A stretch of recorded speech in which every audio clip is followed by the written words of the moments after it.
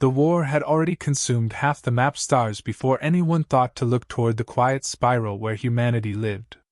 Entire civilizations fought from exhaustion rather than hope, fleets launched not to win but to delay extinction by another rotation.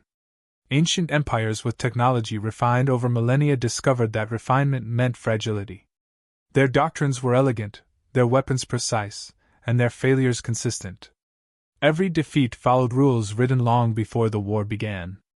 The enemy did not rush. It advanced like pressure, inevitable and patient, absorbing losses without hesitation. Worlds fell not because they were weak, but because the galaxy defended them the same way every time. Predictable formations met overwhelming force. Sacred battle codes met an opponent that did not care about honor, lineage, or history. Star systems were stripped bare, their populations catalogued as acceptable losses in strategic ledgers that grew heavier with every passing cycle. Galactic councils met in chambers older than many species, surrounded by symbols of former victories that now felt ceremonial and hollow. Arguments replaced strategy. Each faction protected its own borders while demanding sacrifice from others. Alliances fractured under stress, not from betrayal, but from fear. The war had revealed an uncomfortable truth: advance did not mean adaptable. Progress had smoothed away the instincts needed to survive annihilation. It was in one of these councils that humanity was mentioned for the first time, and even then, only as a footnote. A minor species from a distant arm, technologically inferior, politically divided, and culturally chaotic. They possessed no ancient fleets, no energy weapons of note, no reputation earned in galactic conflict. Records described them as industrious but inefficient, aggressive but disorganized. The conclusion was unanimous and unspoken: irrelevant. Still, some data lingered. Humanity's population density exceeded projections. Their history showed repeated near collapses followed by rapid recovery. They fought each other constantly yet never destroyed themselves. They adapted to hostile environments with crude tools and stubborn persistence. These observations were archived, not analyzed. Curiosity had no place in a war measured in extinction rates. As the enemy advanced again, breaking through another fortified corridor, the galaxy felt something close to panic. Defensive lines drawn across decades failed in days. Refugee streams clogged hyperspace routes. Entire species prepared evacuation arcs while publicly denying defeat. Hope was no longer discussed openly. Survival had become personal, fragmented, and short-sighted. The war no longer asked whether the galaxy could win. It asked how long it could endure losing. Every remaining option was a variation of sacrifice, every strategy a calculation of acceptable death. The enemy pressed forward, unchallenged in its assumptions, confident that the galaxy would continue to respond as it always had. No one expected change to come from the edge. No one believed a species dismissed as primitive could alter a conflict that had broken empires. Humanity remained distant, silent, and overlooked, while the galaxy prepared for the slow collapse of everything it once called inevitable. The stars kept burning, the councils kept arguing, and the war kept advancing, unaware that a variable long ignored was quietly being measured by time rather than fear. Across the core worlds, historians began recording the war in past tense, assuming survival would be temporary. Cultural archives prioritized preservation over innovation, storing art and language for species already accepting erasure. Military academies shortened training cycles, knowing cadets would not live long enough to master doctrine anyway. Even the enemy's presence became routine, its approach predicted, its victories logged with clinical detachment. In that atmosphere of resignation, the idea of seeking help from an untested civilization felt beneath consideration. Desperation had limits shaped by pride. The galaxy would rather fall by familiar methods than gamble on the unknown. Humanity remained a statistical anomaly on the margins of star charts, its significance underestimated not out of malice, but habit. The war rolled onward, blind to the smallest spark forming beyond its calculations. Desperation eventually erodes pride. When another defensive line collapsed and 3 member species announced total evacuation, the councils authorized contact with the distant spiral. The decision was framed as protocol, not hope. Envoys were dispatched toward Earth carrying warnings, demands, and expectations shaped by centuries of command hierarchy.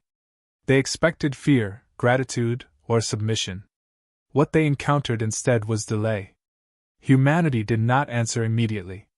Signals were acknowledged, translated, verified, and routed through layers of civilian and military institutions. Days passed. Then weeks.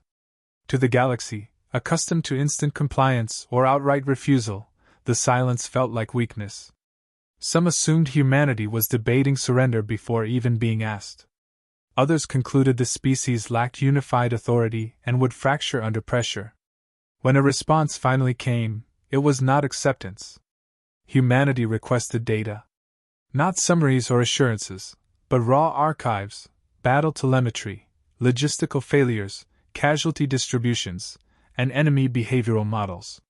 The envoys were unsettled. No species had ever demanded to audit a war already in progress. They tried to emphasize urgency, projecting images of ruined worlds and burning fleets. Humanity acknowledged the losses, then asked for more. Behind Earth's measured replies, analysts worked without pause. The enemy's patterns were dissected frame by frame. Every inevitable defeat was mapped against alternative choices never taken. Humans noticed redundancies the galaxy called tradition. They questioned why retreat was taboo, why civilians were treated as strategic burdens, why command authority was centralized to the point of paralysis. None of these questions were shared yet. Humanity listened.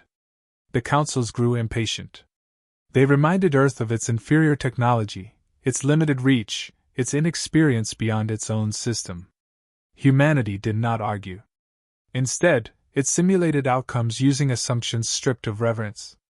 In those models, the enemy was not unstoppable, merely unchallenged by anything truly adaptive. The conclusion unsettled even human planners. The war was winnable, but not the way the galaxy fought it. When humanity spoke again, it declined immediate integration. It would not fold its forces into existing fleets or submit to established command structures. Cooperation was offered conditionally, framed as partnership rather than subordination. The envoys bristled. Such terms from an untested species bordered on insult. Still, refusal was impossible. Too much had already been lost to reject any potential asset. Humanity also imposed silence. Its preparations would not be broadcast, its timelines undisclosed. Observers were denied access to internal deliberations. To the galaxy, this secrecy reinforced assumptions of disorganization or fear. Few considered that humanity was buying time, not hiding from reality but preparing to meet it on its own terms. As agreements were finalized, Earth's public response was restrained. There were no grand declarations, no appeals to destiny. Resources shifted quietly. Manufacturing schedules changed. Training protocols accelerated.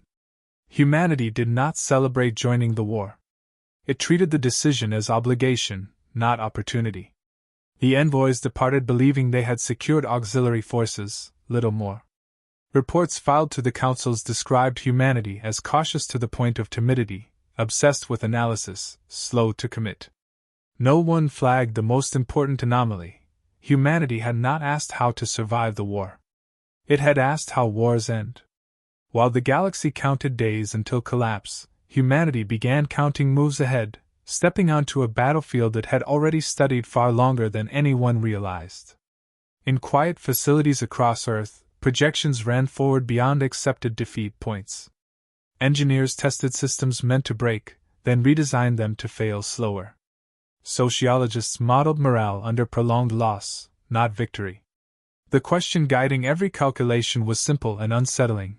What if retreat was not weakness, and what if sacrifice could be shaped instead of endured? By the time the galaxy turned its attention back to its own collapsing fronts, humanity had already reframed the war as a problem to be solved, not a fate to be accepted. That difference, unnoticed, would soon fracture every assumption the galaxy still clung to desperately. Humanity arrived at the front with neither ceremony nor fanfare. Fleets were utilitarian, lacking the ornamental excess of the galaxy's older powers. Hulls were angular and functional, weapons systems modular and versatile. Alien commanders expected timidity, perhaps hesitation, certainly adherence to established formations. Instead, humans ignored protocols, discarding doctrine in real time, moving with a fluidity that seemed chaotic to observers but precise in execution. The first engagement proved the anomaly immediately. While allies engaged in conventional strikes, humans bypassed capital fleets entirely. Instead, they attacked supply convoys, resource depots, and communication hubs. Targets previously considered secondary became critical points of collapse. Alien fleets, conditioned to measure victory by the destruction of warships, could not interpret this. Every calculated expectation failed. Command chains grew frantic. Humans employed decentralized units that acted without waiting for orders, adjusting to enemy reactions almost instantly. Retreats were tactical, planned to lure adversaries into traps, disrupting formations, and causing cascading confusion. Observers could not distinguish fear from strategy. Losses were accepted, but never ignored. Every casualty became a lesson, every setback a pivot. Psychological warfare emerged as a byproduct, not a goal. The enemy, confident in centuries of proven tactics, found their own assumptions exploited.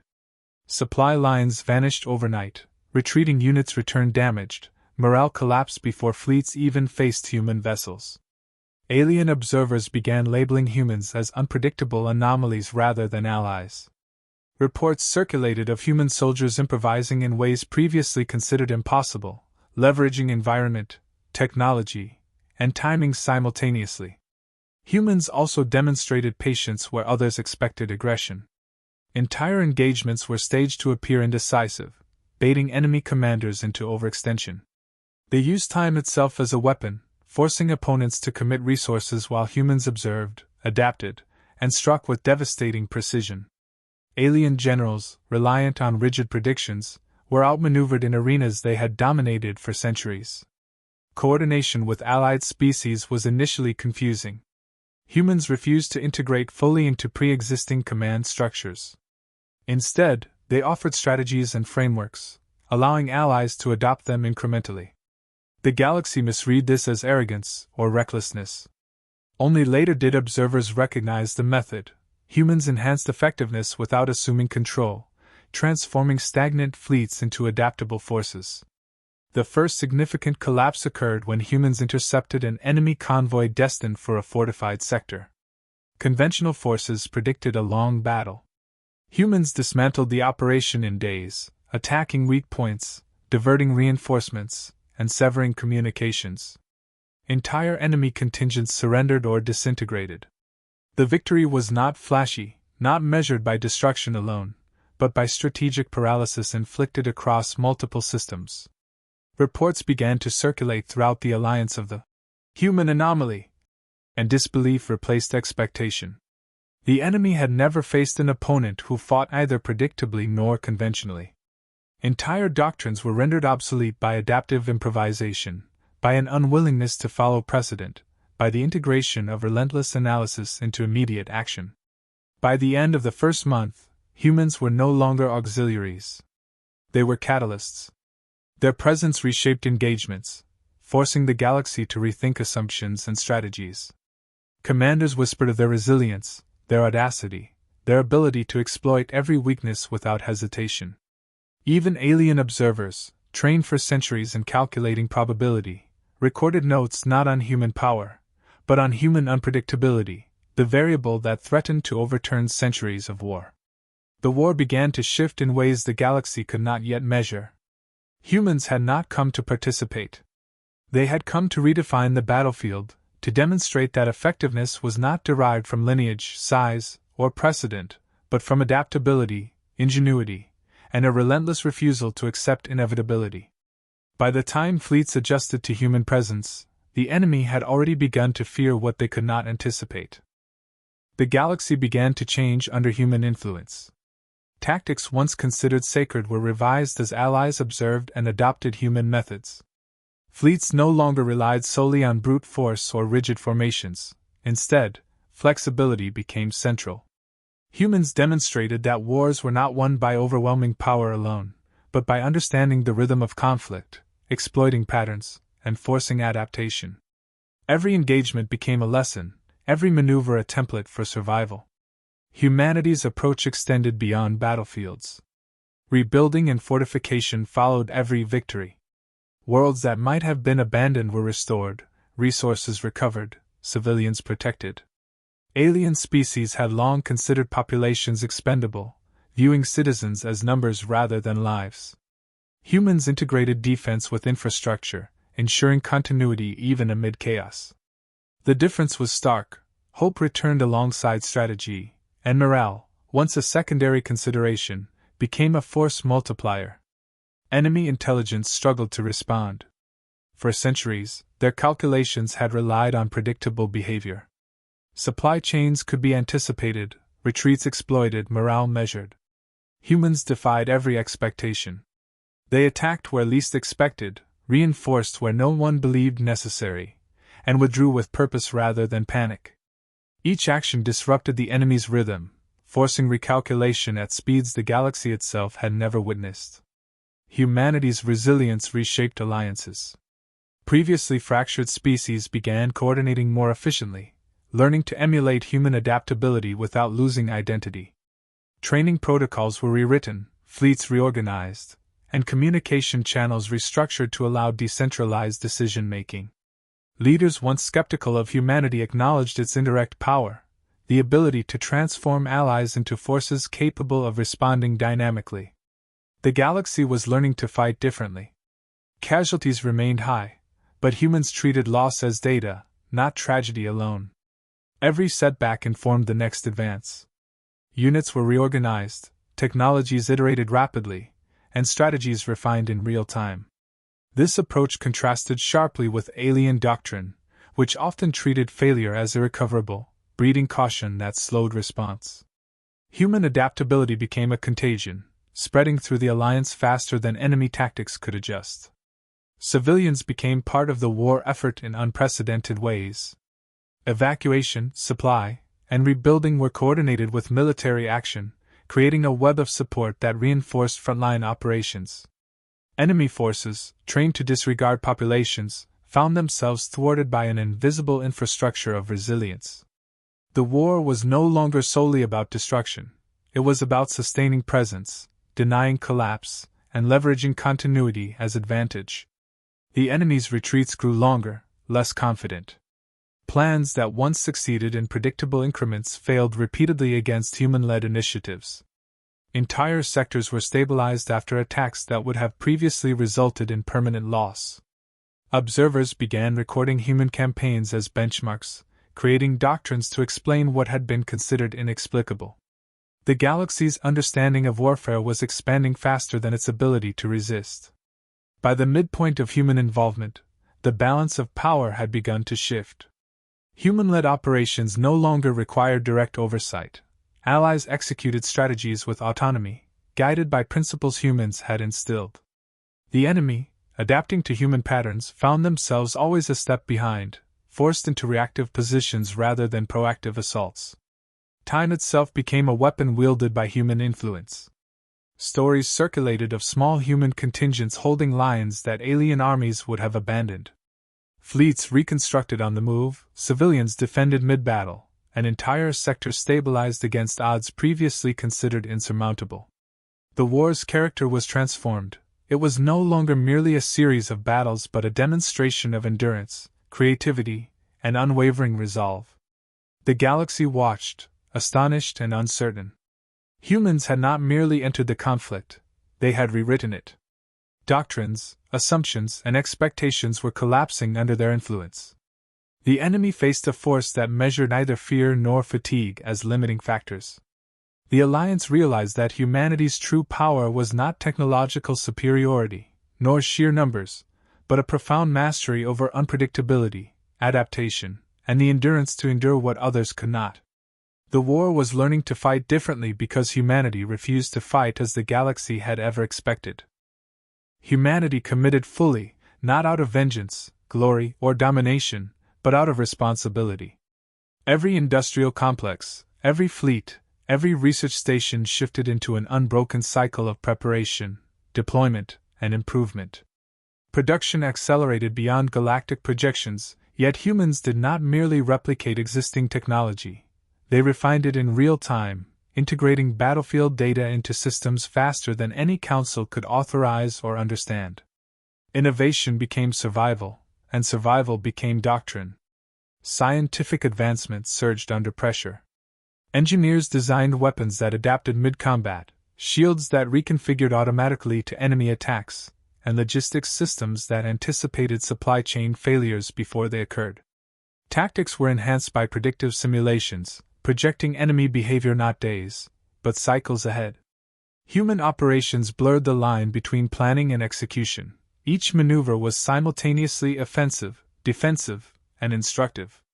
The enemy, accustomed to predictable cycles of conquest, found itself unmoored. Their forces, previously confident in their numerical superiority and technological edge, faltered against humans who acted with coordinated unpredictability. Human campaigns did not seek simple victory.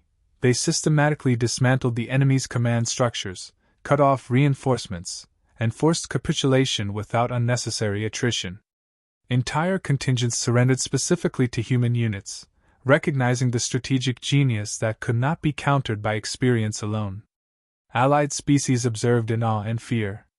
Humans refused dominion, yet demanded accountability.